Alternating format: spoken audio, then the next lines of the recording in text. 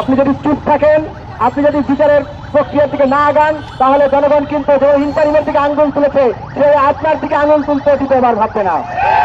আমাদের প্রিয় ভাই শহীদ ওসমান হাদী ভাইয়ের খুনের বিচারের জন্য আমাদেরকে মমতার বক্তব্যের শব্দ চয়নগুলো বুঝতে হবে।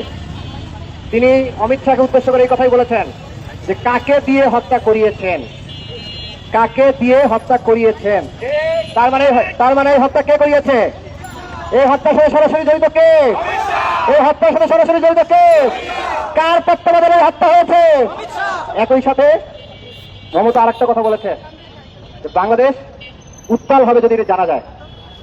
তার মানে এটাই স্পষ্ট। লিলি আল্ট্রাসফট সিরাম জেল, যা গভীর থেকে স্কিনে দেয় 3 গুণ সিরাম হাইড্রেশন। সিরাম জেল হাইড্রেশনে ব্রাইট থাকো সব সিজনে। যে হত্যা হয়েছে অমিত শাহর নির্দেশে, অমিত শাহর তত্ত্বাবধানে, আর খুন করেছে অমিত শাহর এদেশের চলতি বাহকেরা। এবং সেটা হতে পারে গভর্নমেন্টের সাথে যারা জড়িত ছিল বা কোনো এজেন্সির সাথে যারা জড়িত ছিল তারা এর সাথে জড়িত থাকতে পারে। কারণ তা না হলে রাষ্ট্রায়ত্ত সংস্থা যদি জড়িত না থাকে তাহলে কোনোভাবেই স্বল্প সময়ের মধ্যে সীমান্ত ক্রস করা সম্ভব নয়। সুতরাং এই হত্যাকাণ্ডটা অমিত শাহর তত্ত্বাবধানে এবং এদেশীয় সরকার বা সরকারের বাইরে যে ইন্ডিয়ার ভারতীয় আধিপত্যবাদের যে এজেন্সিরা রয়েছে, যে তল্পি বাহকেরা রয়েছে, তাদের যৌথ প্রযোজনায় খুনটা করা হয়েছে। আমরা বুঝতে পারছি না, আমাদের মাননীয় প্রধানমন্ত্রী দেশে সফর করেছেন, দেশে যখন এসেছেন লন্ডন থেকে, আসার পরে তিনি আমাদের শহীদ ওসমান হাদী ভাইয়ের কবর জিয়ারত করেছেন, আমরা তাকে ধন্যবাদ জানাই।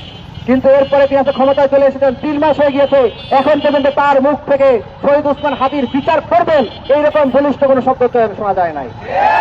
তাহলে কি জনগণ এই প্রশ্ন তুলবে কিনা যে এই খুনের সাথে আপনার কোনো স্বার্থ রয়েছে কিনা? আপনি যদি চুপ থাকেন, আপনি যদি বিচারের প্রক্রিয়ার দিকে না আগান, তাহলে জনগণ কিন্তু যে ইন্টারিমের দিকে আঙ্গুল তুলেছে সে আপনার দিকে আঙ্গুল তুলতে দ্বিতীয়বার ভাববে না।